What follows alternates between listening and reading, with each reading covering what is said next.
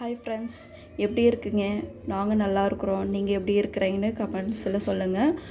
அதுக்கு முன்னாடி Dhanshika kitchens and vlogs வந்து நீங்கள் சப்ஸ்கிரைப் பண்ணலைன்னா சப்ஸ்கிரைப் பண்ணிவிட்டு பாருங்கள்.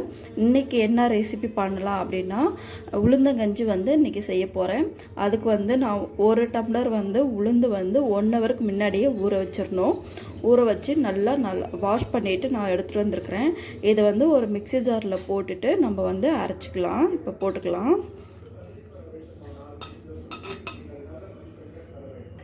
அது கூடயே 2 ஏலக்காய் போட்டுக்கலாம். இது வந்து தண்ணி ஊற்றி கொஞ்சம் கொஞ்சமாக அரைச்சி நல்லா நைஸாக அரைச்சி எடுத்துகிட்டு வந்துடலாம். அரைச்சதுக்கப்புறம் பார்க்கலாம்.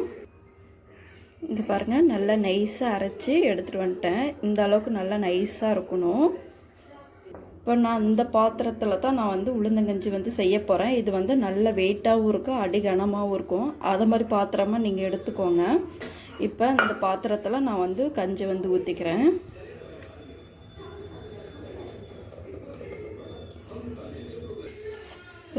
மிக்ஸியை ஜாரை கழுவி வச்சுருக்கிறேன். அந்த தண்ணியை இதிலே சேர்த்துக்கலாம். சேர்த்துட்டு அடுப்பை பற்ற வச்சு நம்ம அடுப்பில் வச்சிடலாம். அதுக்கு முன்னாடி கொஞ்சமாக தண்ணி ஊற்றிட்டு எந்த அளவுக்கு உங்களுக்கு திக்னஸ் வேணுமோ அந்த அளவுக்கு நீங்கள் வச்சுக்கோங்க. எனக்கு இந்த திக்னஸ் போதும். நல்லா கிண்டி விட்டுக்கோங்க. கிண்டி விட்டுட்டு அதுக்கப்புறம் அடுப்பில் வைங்க. எனக்கு இந்த திக்னஸ் போதும். நல்லா இப்போ நான் அடுப்பில் வச்சுக்கிறேன்.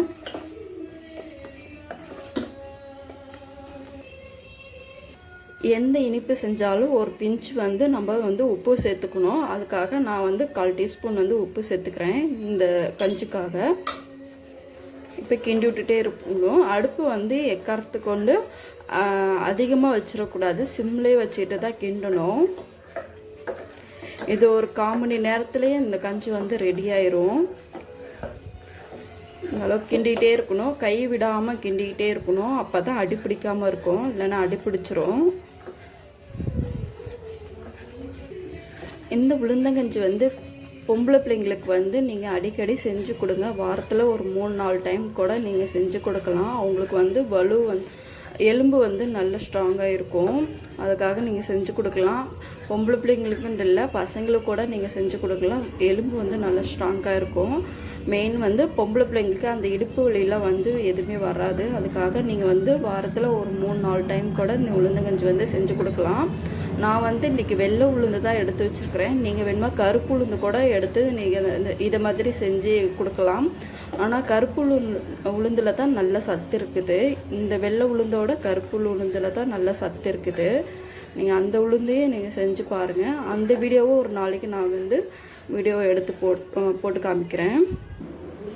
சாரி ஃப்ரெண்ட்ஸ், வெல்லம் போட்டதுக்காக நான் வீடியோ எடுக்கலை. பாருங்கள், வெல்லம் போட்டு எப்படி இருக்குதுன்னு பாருங்கள்.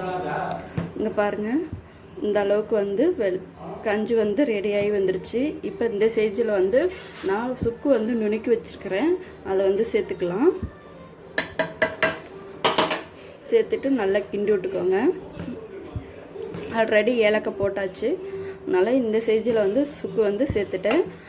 அப்புறம் உங்களுக்கு வேணும்னா நீங்கள் வந்து தேங்காய் திருவல் வந்து நீங்கள் இந்த ஸ்டேஜில் வந்து சேர்த்துக்கலாம். நான் வந்து 1.5 வயசு குழந்தைக்கு கொடுக்குறதுனால நான் தேங்காய் திருவல் வந்து சேர்க்கலை. நீங்கள் வேணும்னா சேர்த்துக்கலாம். தேங்காய் திருவியும் போட்டுக்கலாம், இல்லைனா சின்ன சின்னதாக கட் பண்ணியும் போட்டுக்கலாம். அது நல்லா டேஸ்ட்டாக இருக்கும். அவ்வளோதான், இந்த கஞ்சி வந்து ரெடி ஆயிடுச்சு. நீங்களும் இந்த கஞ்சி வந்து செஞ்சு பார்த்துட்டு எப்படி இருக்குதுன்னு கமெண்ட் பாக்ஸில் வந்து கமெண்ட் பண்ணுங்கள்.